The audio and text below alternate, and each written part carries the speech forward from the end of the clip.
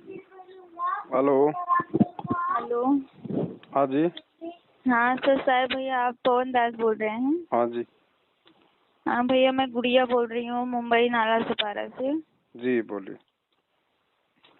मैंने पहले गुरु जी के बारे में मालूम नहीं था मुझे। जी। मेरा एक लड़का था 10 साल का हो गया था। पहले मैं इनके बारे में कुछ पता नहीं था। जी। गुरु जी के बारे में मैं अन्य पूजाएं करती थी, 9 दिन का नवरात्र रखती थी, भोले बाबा का व्रत करती थी। मेरा बेटा जब भी नहीं हुआ था, बड़ा वाला 10 साल का हो गया, वो जब भी नहीं हुआ था तभी मैंने माँ दुर्गा का व्रत मान के रखा था। मैं व्रत करती थी, उपासना करती थी। जब भी हुआ 9 दिन का नवरात्र, सब हवन पूजा, सब जितना भगवान शक्ति जितना ज्ञान दिए थे उस हिसाब से मैं करती थी। तो अभी 2 महीने, अभी जून मई में शादी था गांव में मेरे। जी। तो हम लोग गांव गए, शादी होती सब अच्छे से हो गया, सब बीत गया। इसके बाद में मेरे पति का एक्सीडेंट हो गया 9 जून को। हम लोग इधर आने के लिए टिकट निकालने वाले थे जब भी इनका एक्सीडेंट हो गया 9 जून को। इनके मुंह का 2-3 हड्डियां टूट गई, मुंह का सिरदर्द हुआ, मुंह बंद हो गया, 2 महीने के लिए मुंह ब्लॉक किया गया। फिर हम उस तकलीफ में जूझ रहे थे। फिर इसके बाद में 6 अगस्त को इनके मुंह का थोड़ा सा ऊपर का मुंह खुला गया, थोड़ा सा बोलने लगे, थोड़ा सा चम्मच से कुछ ब्रेड वगैरह सब खाने लगे। इसके बाद में 6 अगस्त को मेरा लड़का बड़ा वाला 10 साल का था। अभी 1 अक्टूबर में उसका 10 साल पूरा हो जाता है।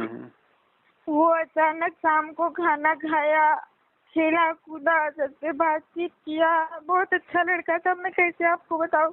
अगर आपका व्हाट्सएप नंबर रहेगा तो मैं आपको उसका फोटो सेंड करूंगी जरूर।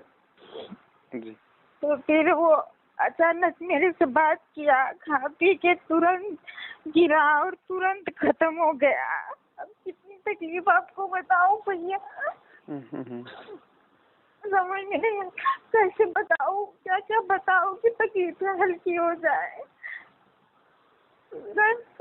खत्म हो गया, मतलब एक शब्द ना वो कुछ बताया ना उसको कुछ हुआ, कहा कुछ भी नहीं। हम लोग की आँख के सामने ऐसे ही तुरंत वो हमें छोड़ के चला गया।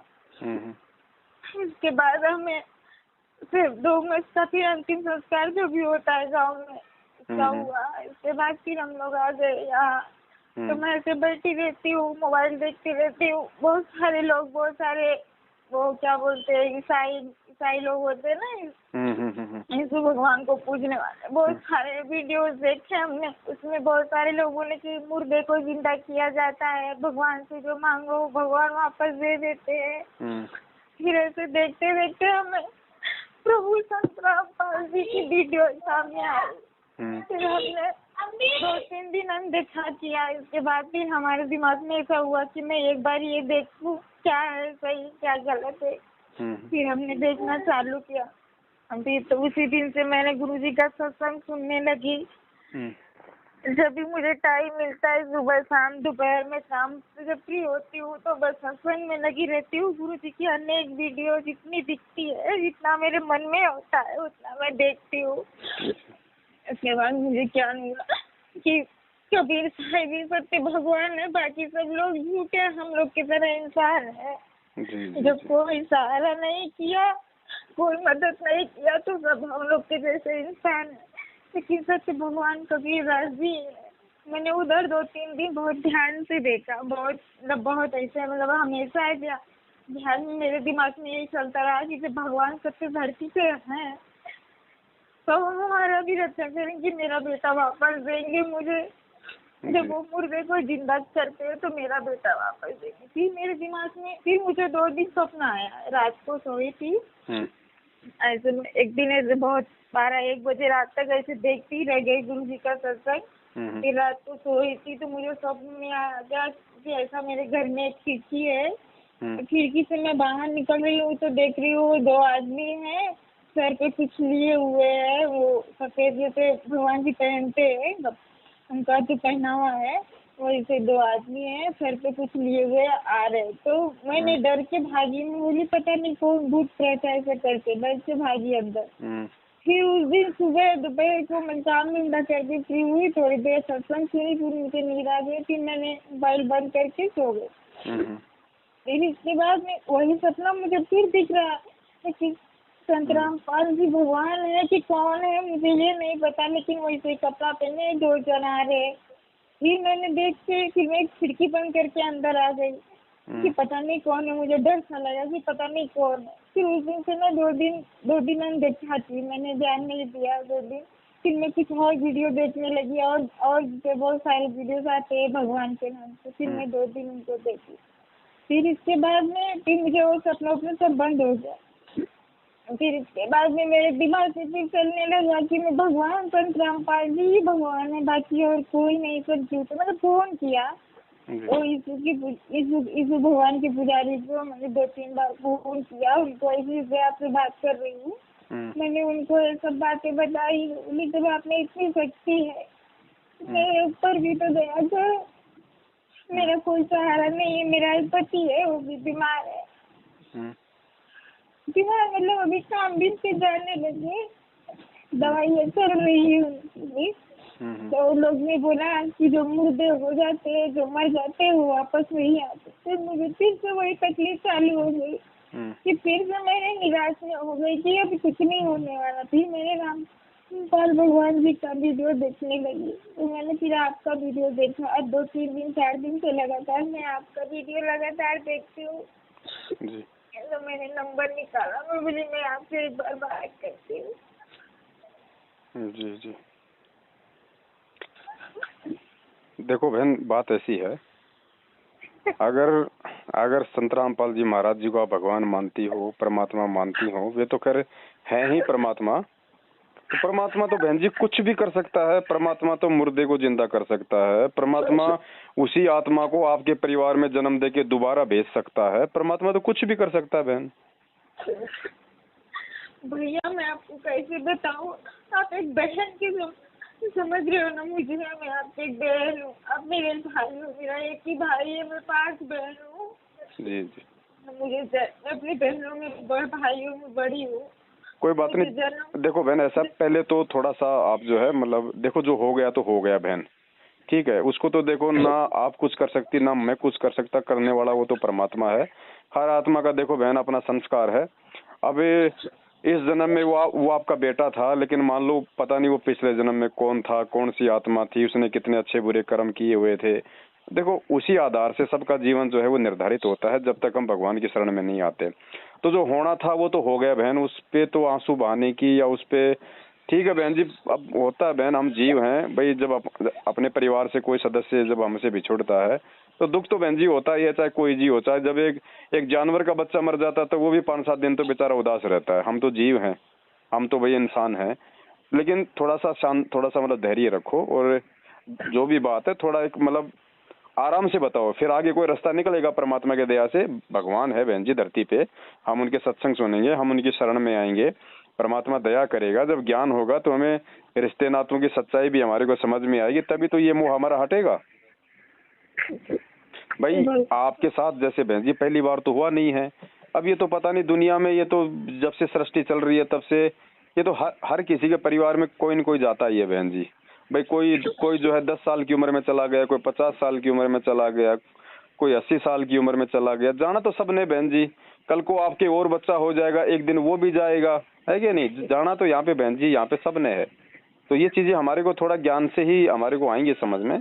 तो जो हो गया वो हो गया। अब थोड़ा हम मतलब धैर्य से बात करें, ताकि आगे फिर ये क्यों हुआ। भाई अगर हम भगवान की भक्ति करते, या हम कोई सही भगवान की भक्ति करते, हम कोई सच्चे सतगुरु की शरण में होते, तो बहन जी परमात्मा तो मरे हुए को जिंदा कर सकता, तो क्या जिंदगी की वो उम्र नहीं बढ़ा सकता था। लेकिन आज से पहले हमारे पास में भक्ति नहीं थी, या हम इन देवी देवताओं के पीछे लगे हुए थे, इनको फालतू में मतलब परम शक्ति मान के, हम इनको भगवान मान के। अब देखो, अब आपको नया रास्ता दिया है परमात्मा ने। आप जी गुरु जी के सत्संग सुन रहे हो, सच्चाई आपको भी समझ में आ रही होगी कि भाई वास्तव में असली भगवान कौन है और आधा अधूरा भगवान कौन है। अब आगे हमारे परिवार में और कोई संकट ना आए, उसके लिए तो बहन जी अब हमारे को एक रास्ता चुनना पड़ेगा ना परमात्मा की भक्ति का। हाँ, मैं आपसे ये कहना चाहती हूँ भैया जी कि भगवान करते हैं, सबका मांगना पूरा करते हैं, सबकी तकलीफें दूर कर दे, तो मुझे मेरा बेटा वापस दे। देखो बहन जी मैंने आपको बताया ना, भगवान तो बेटा वापस दे सकता है, उसने मुर्दों को जिंदा उसने किया है। आपने गुरुजी के सत्संग सुने होंगे, वो आपके लिए भी कर सकता है। लेकिन थोड़ा सा आप पहले गुरुजी के थोड़ा ज्ञान मार्ग में आओ, पहले थोड़ा गुरुजी के सत्संग सुनो, उसके बाद बहन जी आप खुद नहीं चाहोगी कि मेरा वही बेटा जिंदा हो जाए। आप खुद नहीं चाहोगी बहन, आपको समझ में आएगा कि आपके साथ जो हुआ है वो। अब बहन दास आपको कौन से तरीके से समझाए, अगर आपको गुरुजी की अगर शरण आपको मिल जाती है, अगर आप गुरुजी की भक्ति पे अगर आप लग जाती हैं, तो बहन आप ये निश्चय करके मान लेना कि आपके साथ जो हुआ है वो आपके लिए अच्छा हुआ है, आपके लिए अच्छा हुआ है, आपके आत्म कल्याण के लिए। क्या पता वही बच्चा आगे चल के 20 साल बाद मेरा आपको घर से मार काट के निकाले। आप नहीं देखते दुनिया के अंदर क्या हो रहा है। आज अगर कोई गुंडा बन के बैठा है, कोई अगर गैंगस्टर बन के बैठा है, वो भी कभी बच्चा होगा छोटा सा, वो भी अपने माँ बाप को इतना ही प्यारा लगता था। क्या उन माँ बाप को मालूम था कि आगे चल के वो डॉन बन जाएगा, वो गुंडा बन जाएगा, समाज में हमारी बेइज्जती का वो कारण बनेगा। बहन जी वो परमात्मा अंतर्यामी है, उसको पता है कि इस बेटी के लिए इस बच्चे का जीवित रहना सही था या गलत था, और वो उस बेटे के लिए भी अच्छा हुआ। क्या पता वो बेटा आपके परिवार में रह के भक्ति नहीं कर पाता और भगवान ने उससे भक्ति करवा के उसका मोक्ष करना हो, सदा सदा के लिए उसको जन्म मरण से दूर करना हो, तो परमेश्वर ने उसका भी शरीर छुड़वा दिया, और क्या पता भगवान ने उसको किसी अच्छे घर में जो है वो जन्म देके और अपनी शरण में ले लिया हो अभी तक। तो ये तो बहन जी उस परमात्मा के लेवल के काम है। जब हम गुरुजी के सत्संग सुनेंगे तब हमें इन गहराइयों का पता चलेगा, और तब हमारी ये लालसाएं थोड़ी यहाँ से बहन जी वो हटेंगी। हमारे मन में हमेशा ही चलता रहता है, लेकिन हमें एक बार जिसके बात हो जाएगी इसके बाद हम अपना आत्महत्या कर लेते हैं, हम उसके लिए नहीं जी पा रहे। उसकी यादें हमें बहुत, एक बच्चा और है, लेकिन उसके अंदर हमें वो चीजें नहीं दिखती जो उसके अंदर दिखती। वो इतना छोटा था, जबकि पूजा पाठ सब आपको कैसे बताऊं उसकी सच्चाई। वो दास समझ सकता है बहन जी, मेरे भी 2 बच्चे हैं, मैं भी जानता हूँ इन चीजों को। लेकिन बहन जी ये मोह ममता इतनी आसानी से जो है नहीं छूटने वाली है। थोड़ा गुरुजी के सत्संगों को सुनो, आपको सच्चाई का पता चलता जाएगा।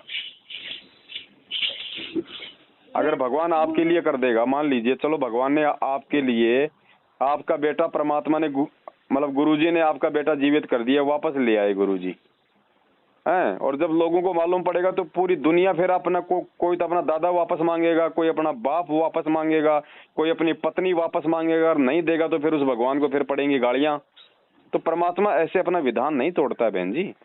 अगर आपकी ज्यादा लालसा होगी और यदि आप गुरुजी की शरण में आ जाओगी, तो परमात्मा आपके पेट से उसी आत्मा को वापस भेज सकता है, एक नए सिरे से, एक नया जन्म देके। लेकिन परमात्मा इस तरीके से नहीं करेगा, जो आप चाह रही हैं उस तरीके से नहीं करेगा परमात्मा, क्योंकि परमात्मा के भी कुछ नियम है बहन जी, उसका भी अपना कुछ विधान है। तो इन चीजों को थोड़ा सा आप जी समझो, और आप गुरुजी के सत्संगों की तरफ थोड़ा सा गहराई से बढ़ो आगे। धीरे धीरे 2-4-5 महीने में देखना बहन, आपके इतना सब कुछ समझ में आ जाएगा। आप खुद 4-5 महीने बाद ये कहोगे कि भगत जी उस समय मैं जो डिमांड कर रही थी वो मेरी ना समझी थी, मुझे ज्ञान नहीं था, इसलिए मैं भगवान से ऐसा मांग रही थी। आप जी खुद कहोगी ये बातें 4-5 महीने बाद, अगर आप सत्संग सुनोगे तो परमात्मा के। गुरु जी का कोई नंबर नहीं है जिससे एक बार उनसे बात हो जाए। बहन जी गुरु जी का कोई नंबर नहीं है, और गुरु जी जो ये सत्संग है यही असली गुरु जी है। फिलहाल तो यही गुरु जी है, क्योंकि ये सत्संग ही आपको धैर्य देंगे, आपको सांत्वना देंगे, आपको सच्चाई से जो है परिचित करवाएंगे। और गुरुजी भी आएंगे, जब आ जाएगा समय तो परमात्मा भी आएंगे, फिर आप परमात्मा से आमने सामने भी बात कर लेना। लेकिन उस समय तक आपको कोई शंका रहेगी नहीं, क्योंकि गुरुजी ज्ञान से आपको इतना दृढ़ कर देंगे, आपको हकीकत का पता चल जाएगा कि पता नहीं ऐसे तो कितनी बार मैं बहन जी आप एक आत्मा हो परमात्मा की, आपके असंख्य जन्म हो लिए, पता नहीं आप भी तो किसी जन्म में पता नहीं 4 साल की होके मरी हो, किसी जन्म में आपने 10 साल का होके शरीर छोड़ा है। तो ये तो बहन जी हर आत्मा के साथ में है। ये तो ठीक है, वो आपका बेटा था इसलिए आपको इतनी परेशानी हो रही है, बाकी तो आपके शहर में हजारों मरते हैं 10-10 साल के बच्चे, आपको उनके लेके परेशानी क्यों नहीं हो रही? तो ये चीजें हमने समझनी है बहन जी। ये काल भगवान जो है, यहाँ का जो भगवान है, ये हमारे को इसी प्रकार से मोह ममता में फांस के और हमारा जीवन मतलब ये बर्बाद करना चाहता है। तो ये चीजें थोड़ा ज्ञान से समझ में आएंगी बहन जी। देखो वो जो बच्चा था आपका, उसके लिए भी बहुत अच्छा हुआ। यहाँ जो होता है बहन जी अच्छा ही होता है, क्या पता भगवान उसे भक्ति करवा रहा हो, आप उसके लिए रो रही हैं और वो किसी भगत के घर में जन्म लेके वो वहां पे सत्साहिब कर रहा है और आपके लिए भी अच्छा हो गया। क्या पता वो 30 साल का होके वो क्या पता वो शराबी बन जाता, आपको भी मारता रोजाना। तो इन चीजों को समझो बहन। ये गुरुजी के जब सत्संग सुनोगी तब आपको ये गहराइयां पता चलेंगी। ये जो ईसाई धर्म वाले हैं, मुर्दे को जिंदा कर दिया, ये कर दिया, ये सब पाखंड है, ढोंग है बहन जी, ये तंत्र मंत्र हैं। ये भी ऐसा कर सकते हैं, कोई बड़ी बात नहीं। जो ये दिखाते हैं ना ये इसमें मोबाइल वगैरह में, हाथ को यूं कर देते हैं वो सारे नीचे गिर जाते हैं। अरे नालायक को, नीचे गिरने से कोई मोक्ष हो गया क्या? ये तो काल के जाल हैं बहन जी, लोगों को भ्रमित करना था कि इस गुरुजी की शरण में कोई ना आ जाए, क्योंकि दुनिया तो चमत्कार को नमस्कार करती है ना, और भगवान चमत्कार करता नहीं, क्योंकि भगवान का कुछ एग्रीमेंट है। भगवान हमारे को ज्ञान से मजबूत करना चाहता है, ज्ञान से बढ़ के कोई चमत्कार नहीं है। तो हमारा तो इस मार्ग में आके सीधा मोक्ष होना है। और वो जो ढोंग कर रहे हैं, पाखंड कर रहे हैं, उनको अगले जन्म में गधा, कुत्ता और सुअर बनना है, उनको 84 लाख में जाना है। तो ये ज्ञान मार्ग है बहन जी। आप गुरुजी के सत्संग सुनो, आपको भगवान भी समझ में आ जाएगा और आपको हकीकत भी समझ में आ जाएगी कि मेरे साथ जो हुआ उस परमात्मा ने बहुत अच्छा किया। बहन जी आपको एक नया जीवन मिलेगा, आपको एक शांति मिलेगी आपको। ये तो मेरे साथ भी हो सकता है बहन जी, कल को मेरा बच्चा भी जो है 12-13 साल का है, कल को वो भी मर सकता है। अब वो मर गया तो बहन जी उसके अपने संस्कार, क्या पता उसने पिछले जन्म में उसने 50 को मार रखा हो, तो वो कर्म तो उसको भोगने पड़ेंगे। अब मैं तो सोचूं मेरा बेटा, अरे मेरा बेटा कहाँ है भैया? आज से पहले कहाँ था वो? अगर मेरा बेटा होता तो आज से पहले मुझे क्यों नहीं पता कि वो कहाँ था, कौन से जन्म में कहाँ था, और मरने के बाद वो कहाँ गया? अगर मेरा बेटा होता तो बहन जी ये तो इस परमात्मा की आत्मा है सारी। ये तो सतगुरु रामपाल जी भगवान के बच्चे हैं, हम भी, हमारे बच्चे भी, जो मर गए वो भी, जो मरेंगे वो भी। तो ये ज्ञान से हमें इन चीजों का बहन जी पता चलेगा, फिर हमारे को एक शांति मिलेगी कि भैया ये तो मिट्टी के खिलौने हैं, ये तो मिट्टी के खिलौने हैं, राख फिर राख में मिल जाएगी। अगर हमारे हैं तो सदा हमारे साथ क्यों नहीं रहे? और अगर हम हैं, अगर हम किसी के थे तो फिर हम उनके साथ क्यों नहीं रहते सदा? हमारे भी तो माता पिता, नाना नानी, दादा दादी थे, अगर वो हमारे होते तो वो क्यों छोड़ के चले गए हमें? तो बहन यहाँ कोई किसी का नहीं है। इस काल भगवान ने हमारे को ये बेटा बेटी, भाई बंधु, रिश्तेदार, जवाई, इन रिश्तों में बांध रखा है। हमारे को मोह ममता में इतना जकड़ रखा है कि हम इससे छूट ना सकें। और ये बहन जी छुटकारा मिलेगा गुरुजी के ज्ञान से, गुरुजी के सत्संगों से। और ऐसे यदि हम रिश्तों में बंधे रहेंगे तो बताओ हमारा मोक्ष कैसे होगा? क्योंकि यहाँ का तो विधान है, अंतिम समय में मरते समय जिसकी जिसमें आस्था रह जाएगी वो वहीं गधा, कुत्ता, सुअर बन के वापस जन्म लेगा। तो बहन जी गुरुजी इसलिए तो आए इस धरती पे कि बच्चों पहले ये ज्ञान सुनो, ज्ञान को समझो, और उसके बाद फिर मेरे साथ चलो उस लोक में, सतलोक में, जहाँ ना तो कभी तुम्हारा बेटा मरेगा, ना कभी तुम्हारी बेटी मरेगी, ना कभी तुम्हें कोई रोग होगा, ना कोई एक्सीडेंट होगा, हैं? सदा सदा के लिए मौज मस्ती उस अमर लोक में चलेंगे बहन जी। वहां पे आपका वो बेटा भी आ जाएगा जो आपसे जो आज आपसे वो बिछुड़ गया है, वापस हमारा वहां पे एक नया परिवार बना देगा भगवान, सदा सदा के लिए अमर परिवार बना देगा परमात्मा, कोई नहीं मरेगा फिर वहां पे। तो यहाँ तो बहन जी चलो आज तो चलो आपका बेटा अगर मान लो नहीं भी मरता, आपके साथ रह लेता, चलो 50 साल रह लिया, 60 साल रह लिया, फिर अगले जन्म में आप कहाँ, आपका जन्म पाकिस्तान में, बेटे का जन्म क्या पता अमेरिका में हो जाए, ना आप उसको जानो ना वो आपको जाने। बस इसी चीज के लिए हम दुखी हो रहे हैं। अब ये भगवान मिल गए, हमारा असली बाप ये है। अब इसकी भक्ति करके बहन जी हम सदा सदा इस बाप के पास जाएंगे हम। और ये तो सबके मरते हैं बहन जी, ऐसा कौन है दुनिया में जिसका बेटा नहीं मरता हो, जिसकी माँ नहीं मरती हो, जिसका बाप नहीं मरता हो? है कोई ऐसा बहन जी? है कोई? मुझे कोई एक ऐसा परिवार बता दो जिसमें किसी की मौत ना हुई हो, या फिर मौत ना होगी। एक परिवार मुझे ऐसा बता दो, तो फिर बहन जी हम किस बात का दुख मना रहे हैं? लेकिन ये दुख मिटेगा बहन जी सतगुरु रामपाल जी भगवान का ज्ञान समझने से। फिर देखो बहन जी 2 महीने बाद जब आप मुझे फोन करोगे ना, आप खुद कहोगी कि पवन भगत जी अच्छा हुआ जो मुझे परमात्मा का सत्संग सुनने को मिल गया, नहीं तो मैं तो रो रो के बावली हो जाती। तो बहन थोड़ा सा अपने मन में ना थोड़ा सा मतलब धैर्य लाओ, और ये धैर्य कोई ऐसे नहीं आएगा इस तरीके से जो मैं आपसे बात कर रहा हूँ ना, मेरी बातों का कोई असर नहीं होना बहन जी। मैं तो एक परमात्मा का मैं तो कुत्ता हूँ, मैं तो आपको समझा सकता हूँ कि भाई गुरुजी ने ये बातें बोल रखी हैं। बाकी जब आप गुरुजी के मुख से जब आप उनकी वाणियां सुनोगी, जब आप परमात्मा के ये सत्संग सुनोगी, तब आपके समझ में आएगी बहन जी ये सारी बातें कि भाई हम कहाँ बेटा बेटी के चक्कर में यहाँ पे अपना जीवन बर्बाद कर रहे हैं। वो भगवान सतलोक का राजा हमारे को मोक्ष देने के लिए इस धरती पे आया हुआ है, और हम उसको ना पहचान के, उसकी शरण में ना आके हम ये बेटा बेटी के चक्करों में फंसे हुए हैं। और बहन जी आप जी गुरुजी का सत्संग ध्यान से सुनो, और अगर समझ में आ जाए 1-2 महीने बाद में, तो फिर मुझको फोन करना, मैं आपको एक वीडियो भेजूंगा परमात्मा का। उसके बाद आप जी संकल्प कर लेना, और संकल्प करके अपने घर में 3 टाइम की गुरुजी की आरती, गुरुजी का देसी घी का अपना दीपक, और गुरुजी का सत्संग देखना बहन, कितनी शांति मिलेगी आपको। आपको यही जन्नत दिला देगा परमात्मा। जो सुख यहाँ के स्वर्ग में नहीं है, भगवान इस धरती पे दे देगा आपको। और कौन सी बड़ी बात है परमात्मा? अरे कोई उम्र नहीं है बहन जी इस परमात्मा तो 80 साल की उम्र में मालिक ने धर्मदास की पत्नी को 80 साल की उम्र में उसको बच्चा दे दिया था। 80 साल की उम्र में भगवान है, तो फिर भगवान तो कुछ भी कर सकता है बहन। भगवान तो मरी हुई औरत को जिंदा करके उसके पेट में बच्चा डाल दे, कौन सी बड़ी बात है? और वो भी कर देगा भगवान। क्या पता अगर आप उसकी शरण में लगोगे तो एक बार क्या नहीं कर देगा बंदी छोड़। भगवान किसको कहते हैं फिर? लेकिन ये रोने से और ये हिम्मत हारने से नहीं होगा, गुरुजी की भक्ति करने से सब कुछ होगा, गुरुजी से प्रार्थना करने से सब कुछ होगा। आया बहन कुछ समझ में? हाँ, मन छोटा करने से कुछ नहीं होगा बहन, कुछ नहीं होगा सिवाय दुख तकलीफ के। अपने आप को आप जी कमजोर कर लोगी और कुछ फायदा नहीं होगा। इस गुरुजी का सत्संग सुनो बहन जी, आपको सारी रिश्तों की सच्चाई समझ में आ जाएगी, और आप ये कहोगी कि अच्छा हुआ कि वो बच्चा वो शरीर छोड़ गया।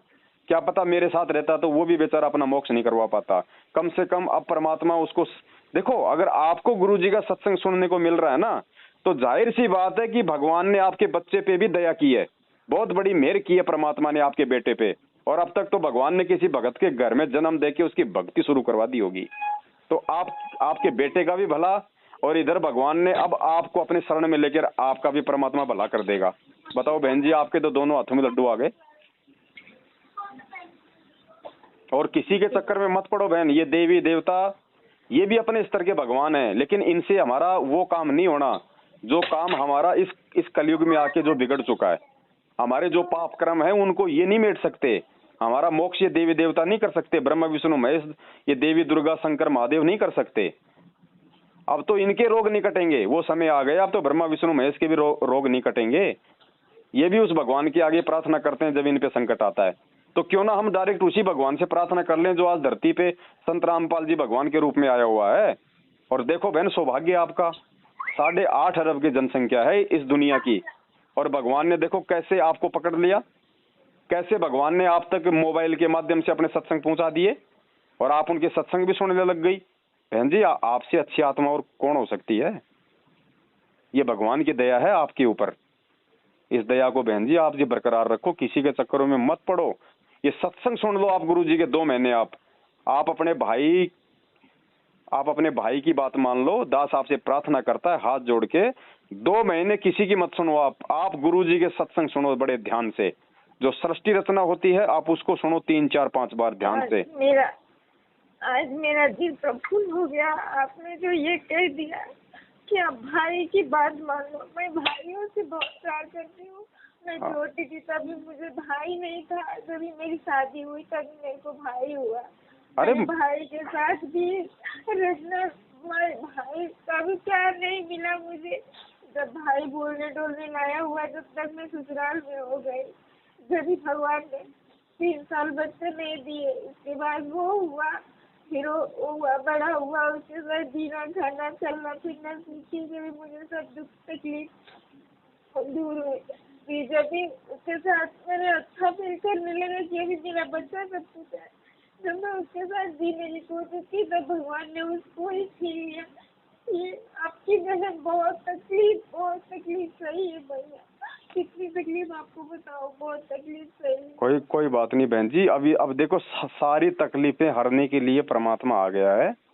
अब और तकलीफ परमात्मा नहीं होने देगा अगर आप गुरुजी की शरण में आ जाओगी तो। अगर सत्संग सुन के अगर गुरुजी से आप जी संकल्प दीक्षा ले लोगी, और जब गुरुजी आएंगे उसके बाद गुरुजी से नाम लेना है, उससे पहले किसी के चक्करों में नहीं पड़ना है। और बहन जी असली भाई बहन तो आप और हम हैं, उस परमात्मा के बच्चे हैं असली भाई बहन। ये यहाँ के भाई बहन तो मतलब ये तो स्वार्थी हैं। अगर कोई असली भाई होता तो वो भी बहन जी मतलब स्वार्थ का नाता होता, यहाँ कोई किसी का नहीं है। अब असली भाई बहन तो आप और हम हैं जो परमेश्वर के ज्ञान से जुड़ेंगे। और आपसे बम्बई कितना दूर पड़ता है? मुंबई यहाँ से 12 रहते थे, मुंबई यहाँ से 2-2.5 घंटे का रास्ता है। तो आप एक काम करना बहन जी, 27 तारीख को है ना एक छोटा सा साध संगति का प्रोग्राम है बम्बई में। मैं आपको उसका एड्रेस भेज दूंगा। ये आपका व्हाट्सएप नंबर है? हाँ, ये मेरा व्हाट्सएप नंबर है। ये व्हाट्सएप न चलता है इस पे? हाँ, इस पे हाँ तो ठीक है, मैं आपको एक पैम्पलेट भेजता हूँ। उस पे अपनी 2 बहनों के नंबर हैं, एक तो मेघा दासी है और एक करुणा दासी है। उनके नंबर हैं। आप उन दोनों बहनों को फोन करना कल सुबह और बोलना कि जयपुर वाले पवन भाई ने मुझे नंबर भेजे हैं आपके, और मैं अभी गुरुजी का सत्संग में सुन रही हूँ, अभी मैं थोड़ा धीरे धीरे। और अभी 27 इसी महीने की 27 तारीख को बम्बई में छोटा सा प्रोग्राम है हम भक्तों का है, वहाँ पे गुरुजी को भोग लगाया जाएगा। अगर समय मिले तो उन बहनों के से आप सुबह बात करना, और 26 तारीख को या 27 तारीख को जैसे भी आपको समय मिले आप परमात्मा का भोग प्रसाद लेने के लिए एक बार आप उस प्रोग्राम में बहन जी आप जरूर आना, है ना? हाँ, और बाकी कोई भी दिक्कत हो, कोई भी बात पूछनी हो, कोई भी शंका हो तो ये आपका भाई है, ये मेरे नंबर हैं, ये नंबर सेव कर लो आप जी पवन दास के नाम से। आप मुझे फोन करना निश्चिंत होके, ठीक है बहन? ठीक है भैया। और बिल्कुल नो टेंशन, बिल्कुल बहन जी। देखो जिस आत्मा को जहाँ जाना था वो चली गई, उसका अपना संसार है, उसका रखवाला भगवान है। आप और हम रक्षा नहीं कर सकते बहन जी। चलो ठीक है, हम तो अपने घर पे बच्चा है उसको नहला देंगे, दुला देंगे, खिला देंगे, हम उसको पिला देंगे। हमने बच्चे को स्कूल के लिए भेज दिया, रास्ते में बस एक्सीडेंट हो गई, वहां कौन रक्षा करेगा? भगवान करता है ना, ये या फिर हम करेंगे?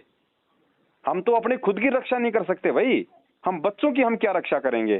तो बहन जी जब हम भगवान की शरण में आ जाएंगे तो हमारी भी रक्षा होगी और बच्चों की भी रक्षा होगी, और सारे काम ठीक करेगा वो मालिक।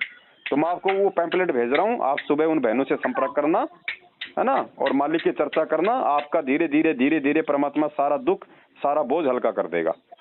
और गुरुजी को मत भूलना, बिल्कुल भी ध्यान रखना, गुरुजी को मत भूल जाना बिल्कुल भी। बड़ी मुश्किल से तुझे भगवान मिला है। ठीक है बहन, रखूं? ठीक है। हाँ, प्रणाम। हाँ, सत साई बहन।